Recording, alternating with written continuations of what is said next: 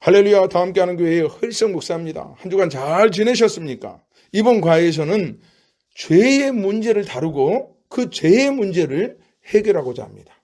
여러분, 기독교의 핵심은 예수 그리스도의 십자가의 구원에 있습니다. 십자가는 우리의 모든 죄를 해결한 사건입니다. 예수님께서 대신 십자가를 져줌으로 구원을 얻었다는 사실입니다.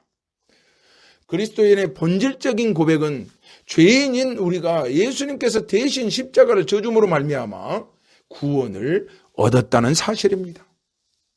그래서 예수 그리스도의 이 구속의 은혜를 잃어버리면 안 됩니다. 우리에게 필요한 것은 가정에는 사랑, 직장에는 돈, 그리고 교회에서는 바로 그리스도의 구속의 은혜가 필요한 것입니다. 그 구원의 선언 조건이 무엇이냐? 바로 죄에 대한 고백부터 시작한다, 이 말씀입니다.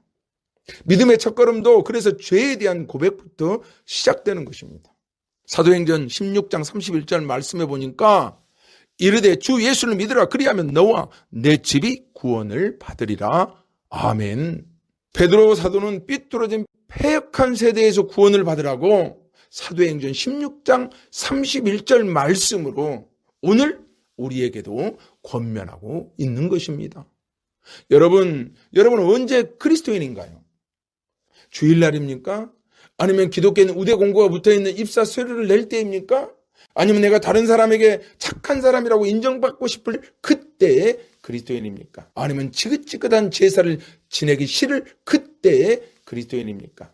그래서 그리스도인의 첫걸음도 죄에 대한 고백부터 시작하는 것입니다. 나도 죄인임을 깨닫고 고백하는 순간부터 진정한 그리스도인으로서 첫 발을 내딛는 것입니다. 형제자매 여러분, 신앙의 기쁨은 구원의 기쁨입니다. 구원의 기쁨은 죄에서 해방되는 기쁨이며 이 기쁜 소식을 전하는 기쁨으로 승화하게 됩니다. 로마서 3장 28절 말씀해 보니까 모든 사람이 죄를 범하였으며 하나님의 영광에 이르지 못하더니, 이 말씀은 다른 사람이 아니라 바로 나 자신을 위한 말씀임을 깨달으시길 축복합니다. 우리가 영광에 이르지 못하고 우리가 참으로 하나님의 거룩한 능력으로 나아가지 못하는 것은 다른 것이 아니라 우리가 죄를 지었기 때문에, 그리고 그 죄를 회개하지 않았기 때문에, 그 죄에 대한 죄사함이 없기 때문이라고 분명히 말씀하고 있습니다. 사랑하는 성도 여러분, 나는 죄가 없다고 말할 수 있는 사람이 있을까요? 죄 없다고 말하는 그 자체가 하나님 앞에서 거짓말하는 것입니다. 죄 없다고 말하는 그 말이 바로 죄입니다. 여러분, 우리가 기억이 없다고 죄가 없는 것은 아닙니다.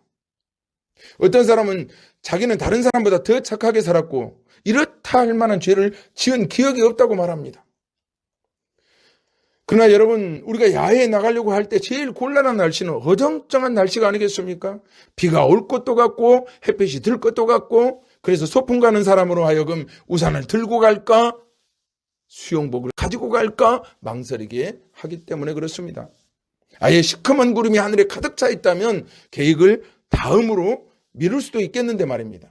그래서 자기의 죄를 어정쩡하게 고백하는 사람은 하나님의 은혜를 알기에도 애매모호합니다. 어느 목사님에게 두 여인이 찾아왔습니다. 한 여인은 자기는 큰 죄를 지은 죄인이라면서 하염없이 눈물을 흘렸고, 다른 한 여인은 자신은 일생 동안 이렇다 할 큰 죄를 짓지 않았다면서 다만 자질구레한 잘못은 있을 거라고 고백했습니다. 목사님은 눈물을 흘리는 여인에게 말했습니다. 당신은 당신이 들 수 있는 가장 큰 돌멩이 하나를 가져오시오. 그리고 이렇다 할 큰 죄를 지은 적이 없다고 말하는 여인에게는 이렇게 말했습니다. 자디잔 돌멩이를 치마폭에 가득 주워오시오. 한참 후에 두 여인은 목사님이 시키는 대로, 한 여인은 커다란 바위돌을 끙끙거리며 옮겨왔고, 또 다른 여인은 새할 만한 잔돌들을 많이 가져왔습니다. 그러자 목사님이 그들에게 말했습니다. 이번에는 그 돌멩이들을 제자리에 갖다 놓고 오시지요. 원위치 시키라고 하니까 큰 돌 하나를 주워온 여인은 비록 힘이 들기는 하지만 제자리에 갖다 놓을 수 있었습니다. 어디서 가져왔는지 분명히 알고 있기 때문에 그렇습니다. 그러나 잔도를 많이 주워온 여인은 쩔쩔맵니다. 그 돌멩이들을 어디서 주워왔는지 정확한 지점을 일일이 다 알 수 없기 때문에 그렇습니다.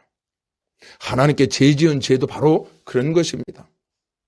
당신은 하루하루 이러저러한 죄를 수없이 지었으면서도 죄책감이 없이 일생을 살아왔기 때문에 많은 죄를 짓고도 회개 한번 똑바로 하지 않는 것입니다.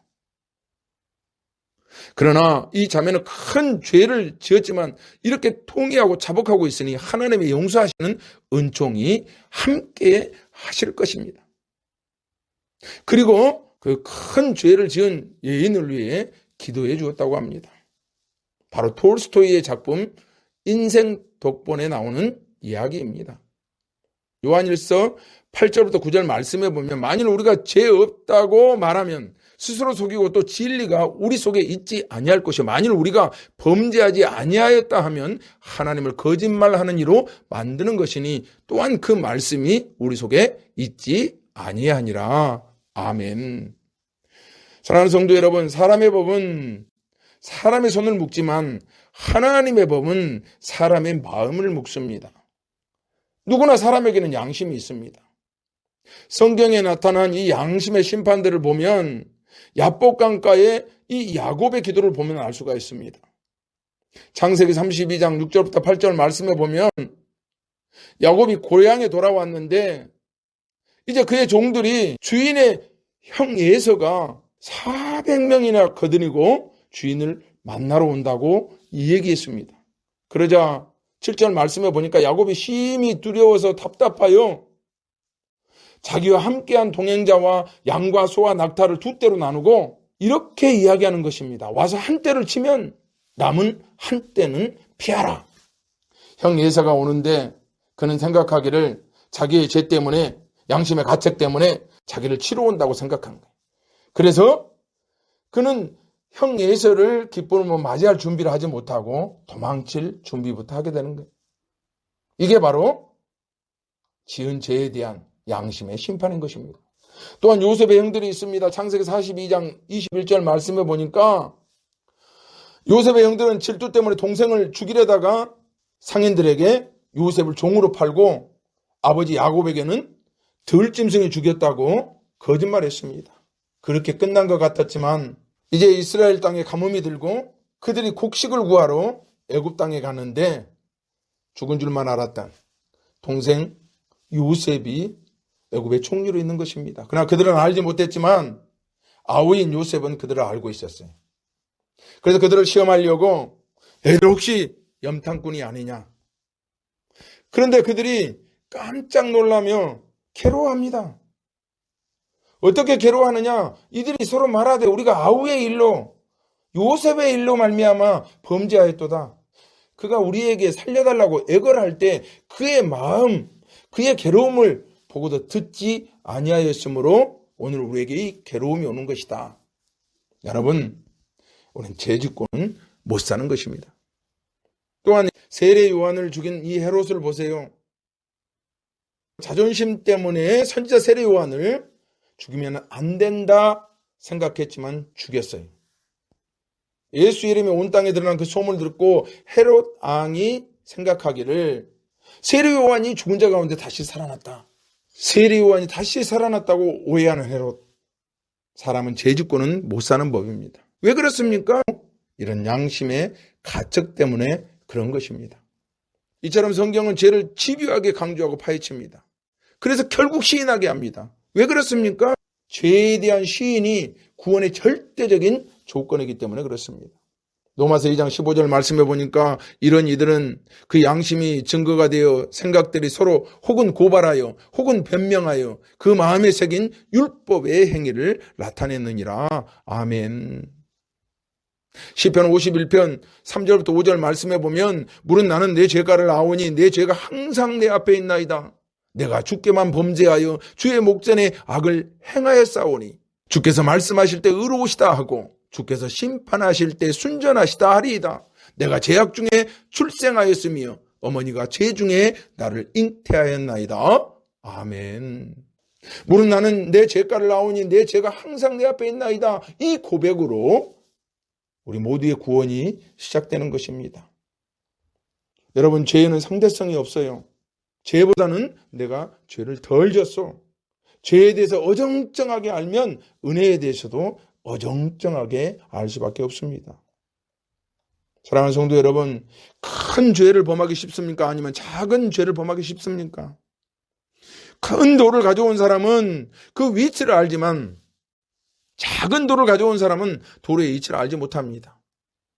여러분, 큰 동물이 새끼를 잘 칩니까? 작은 동물이 새끼를 잘 칩니까?